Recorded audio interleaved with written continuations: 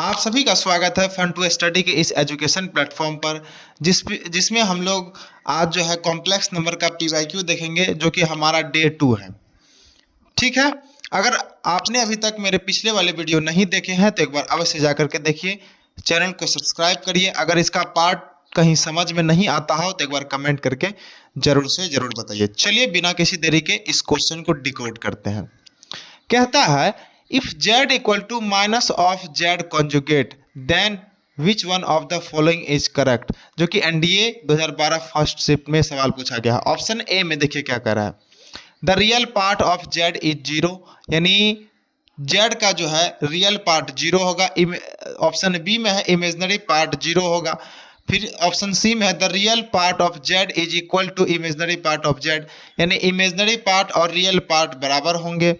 अब फिर कह रहा है the sum of real and imaginary part of z is z, यानी रियल पार्ट और इमेजनरी पार्ट के जो सम होंगे z के बराबर होंगे।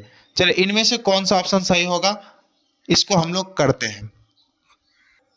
हाँ देखिए इसका सॉल्यूशन किस प्रकार से है कि देखिए z बराबर का दिया गया है, हमको गिवन नहीं है, z बराबर का माइनस ऑफ z का कॉन्जुगेट, जो कि हम लोग जानते हैं z बराबर x प्लस का आयोटा y। अब देखिए z mod बराबर का क्या हो जाएगा x माइनस का आयोटा y।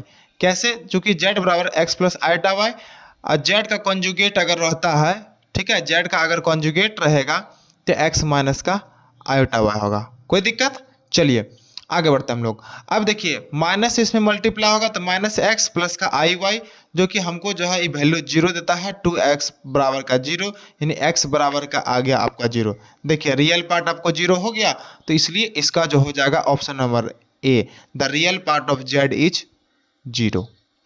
तो आप लोगों को ये क्वेश्चन समझ आया कि नहीं, आप लोग कमेंट करिएगा। अगर इसका कहाँ पर समझ में नहीं आया तो एक बार वहाँ पर जो है आप कमेंट करिएगा। मिलते हैं अगले क्लासों में अगले क्वेश्चन के साथ। तब तक में स्वस्थ रहिए, मस्त रहिए, अपने पढ़ाई को जारी रखिए।